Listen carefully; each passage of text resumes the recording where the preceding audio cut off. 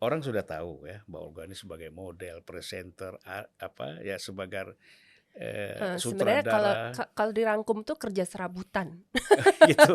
Ya, segala eh, dikerjain. ya semuanya dikerjain. Nah, kira-kira kita kan pasti walaupun kita ini aktif di kerja serabutan Iya, tadi ya, tapi kan ada core-nya, ya, betul. ada intinya di mana sebenarnya yang paling diminati oleh Mbak Olga ini. Ini orang perlu tahu, Iya wah ya. ini, tapi masa nggak ada core-nya kan pasti ada. Gua Iya yang ya. lain nggak boleh, nggak usah yang lain, yang penting ini harus ada kan gitu. Oh, iya iya. Nah, Kalau saya menarik sih, Bang, saya merasa saya sangat-sangat beruntung karena, setiap masa tuh ada satu core sendiri-sendiri. Saya hmm, mulai dari catwalk gitu dan saya menikmati banget, ya, bisa catwalk, bisa bawain baju, dan kemudian bisa membuat baju itu, bisa kelihatan lebih bagus hmm, daripada, kalau orang digantung di toko gitu ya. Jadi bisa kelihatan lebih bagus, orang lebih suka dengan apa yang dikenakan saat itu. Saya nikmatin banget, terus hmm, pemotretan dan sebagainya ya, itu ya, seru banget, membawa saya kemana-mana, terbang ke luar negeri, terbang hmm, di dalam negeri ke daerah-daerah yang mungkin kalau pergi sendiri nggak berangkat gitu, Pak. ya, ya, Jadi saya keliling kemana-mana, show di mana-mana, itu menyenangkan banget sih. Kemudian, lucunya karena saya, cerewet, lagi, syuting fashion untuk sebuah, stasiun televisi, sambil nunggu ngomong terus akhirnya. Ternyata, presenternya, berhalangan gitu, akhirnya saya jadi presenter. jadi semuanya bisa ya. Itu menarik banget gitu, akhirnya jadi presenter, saya menikmati juga, saya ketemu begitu banyak orang yang, kalau misalnya orang bilang saking banyaknya nih Bang Sulvan kan Hmm, ada 6 degrees of separation ya, ya. bahwa setiap orang di dunia ini cuma dipisahkan oleh 6 orang. Kalau saya mungkin 4 kali ya. Saking saya kenal dari semua, Eh, strata sosial, aneka ragam profesi, hmm, aneka ragam orang gitu, saya ya, ketemu gitu. Jadi itu buat saya asik banget gitu. Kemudian saya masuk, dunia akting gitu, itu juga hmm, menyenangkan. Kemudian undangan pertama untuk menjadi sutradara itu dari Mas Garin ya. ya. Garin Kemudian Nugroho ya. Garin Nugroho, waktu itu dia ada sebuah event untuk, teman-teman bisa mendirect film pendek. Hmm. Dari situ saya diundang juga sama Marcella Zalianty dan Oh, saya Marcella. menikmati banget sih. Saya menikmati banget dan saya baru menyadari bahwa, eee, Ini saya Marcella yang menantunya Pak Tinton Suprapto ya? iya, betul Oh, betul, dia membuat, kumpulan omnibus, hmm, film-film pendek, eee, sebetulnya tadinya saya nggak diajak, Pak. ya. Dia sudah ada orang lain, jadi pada waktu dia cerita ke saya, dia sudah menemukan semua sutradara yang dia butuhkan. Cuma cuman saya langsung, "Hah, Rektoverso, Dewi Lestari ya? Aduh, gue suka banget itu. Mau dong gue satu, itu yang curhat buat sahabat." "Ya, Gak, itu udah gue kasih siapalah," gitu Eh, ya. Ya udah deh, gitu. Nggak taunya nggak jadi. oh, yang tadi nggak jadi? Jadi. Ah. Terus langsung dia inget saya karena sebelum ditawarin udah minta. Keterlaluan banget sih. Tapi sebenarnya itu keceplosan aja ya, makanya saya Ya, beruntung banget ya, Pak, ya, makanya kata orang tuh rezeki itu nggak nggak kemana-mana. kemana-mana. Iya, Padahal nggak kebayang gitu, beneran, coba lo filmin nggak yang itu? mhm, Karena banyak banget cerpennya iya, di dalam situ. "Yang itu lo filmin nggak?" "Iya." "Wah, tapi udah dikasih orang lain." Begitu nggak jadi langsung, "Oh, nggak, lo mau?" "Mau dong." Terus akhirnya nyutradain dan di situ saya menyadari banget, saya, nggak bisa gambar. Ya, saya melukis itu ya mhm, karena pelajaran sekolah aja ya. Cuman kalau saya bukan pelukis gitu. iya, Saya pikir jadi pelukis itu menyenangkan sekali karena bisa menuangkan ekspresi dia pada kanvas ya. mhm, Tapi ternyata sebagai sutradara saya juga bisa menuangkan ekspresi saya itu dalam sebuah film yang saya rasa bisa dirasakan iya, oleh orang yang menontonnya. Sama seperti kita lihat lukisan, kita bisa merasakan apa yang dirasakan pelukisnya. Kemudian dari situ ya sempat jadi produser dan sebagainya. Tapi terus terang kalau saat ini ditanya paling asik mungkin jadi sutradara ya. gitu ya.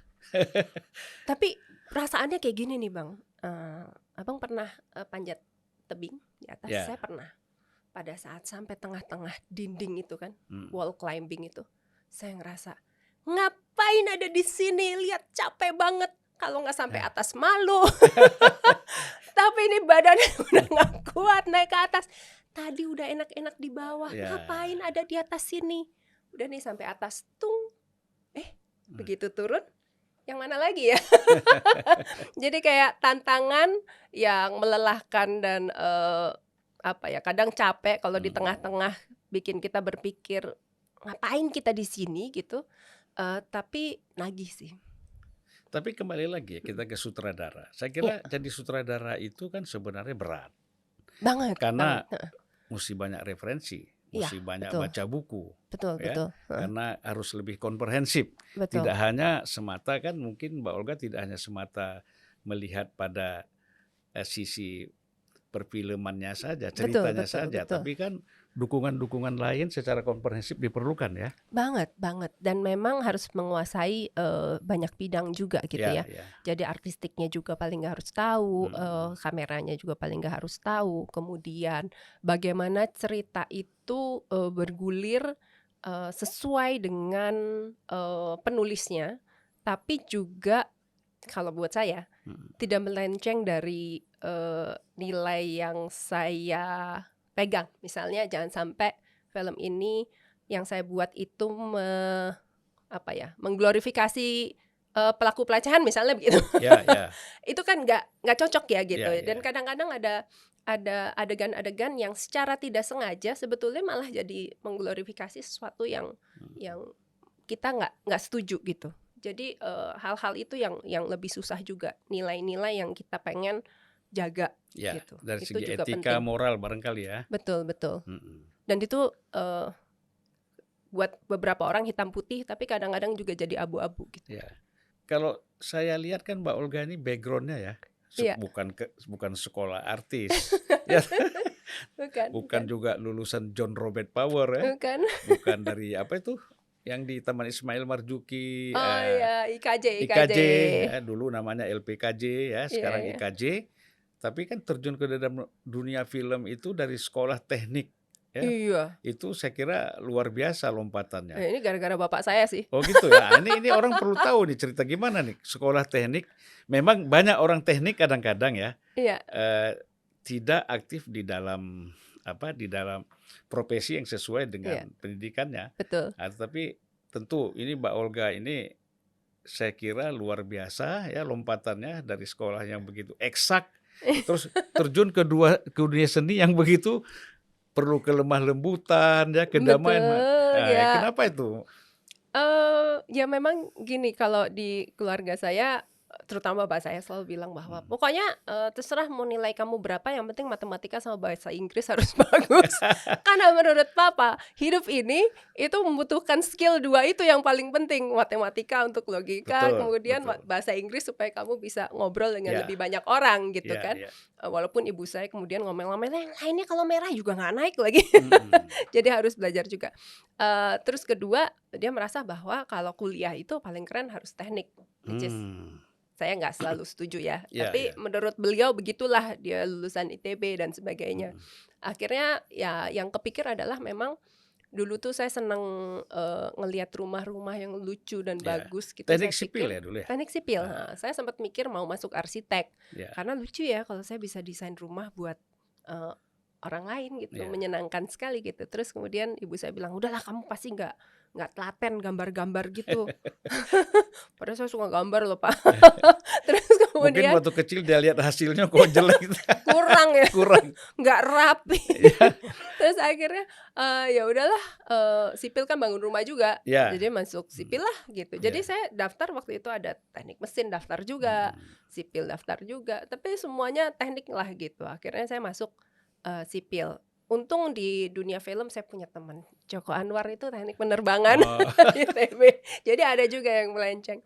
Padahal saya masih kecilnya dari kecil, dari 4-5 tahun tuh saya udah senangnya nari. Kemudian ya emang seneng sih dulu tuh kalau ngeliat TV rasanya gimana ya rasanya kalau misalnya bisa masuk TV. Cuman kan di keluarga saya karena nggak ada entertainer ya, itu tuh hobi, bukan profesi. Ya, Buat ya, mereka ya. itu bukan profesi itu. Itu cuman buat seneng-seneng aja, Bukan sampingan. bakat juga ya? Iya, mereka nggak beranggapan itu.